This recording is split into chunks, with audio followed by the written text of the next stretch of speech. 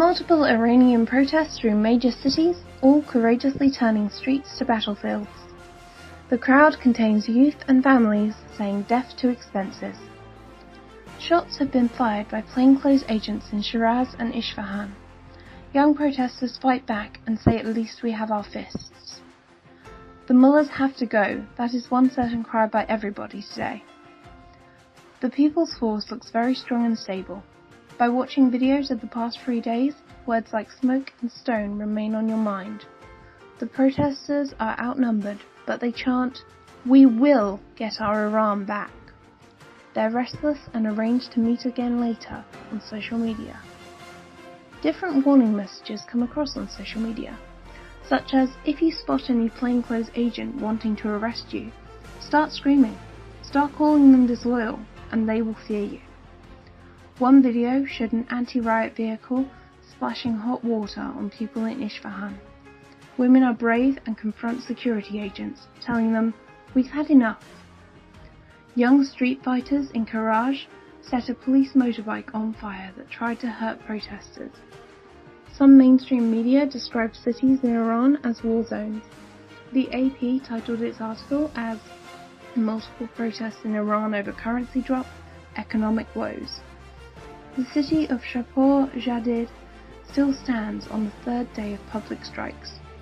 Motorbike riders parade the wide streets as if they are protecting protesters. Cars pull up to join the roars of the unbreaking people. Forces in black protected uniform, in tight formation, shoot paintballs at the protesters in Shiraz. Latest news of the multiplying protests come from Gilan province near the Caspian Sea. The protesters in Awaz say America isn't our enemy. Washington. Major Iranian naval exercises in Hormuz. US officials said on Thursday that the United States believes that Iran has started carrying out naval exercises in the Arabian Gulf, apparently moving up the timing of annual drills amid heightened tensions with Washington. Meanwhile, Abdul Latif Al-Saidi, a researcher at the National Archives of the UAE Ministry of Presidential Affairs, said Iran's potential closure of the Strait of Hormuz would violate the United Nations Conventions on the Law of the Sea of December 1982, which ensures the right to transit for all countries, even within the territorial waters of other countries.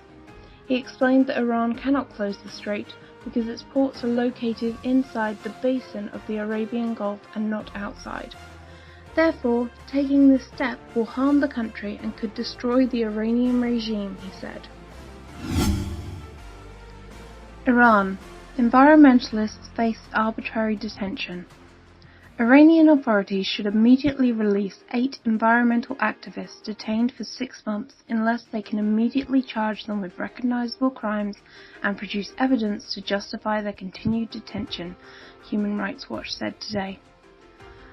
The Iranian Islamic Revolutionary Guards Corps (IRGC) intelligence organization has arrested at least 50 environmental activists across the country since January 2018.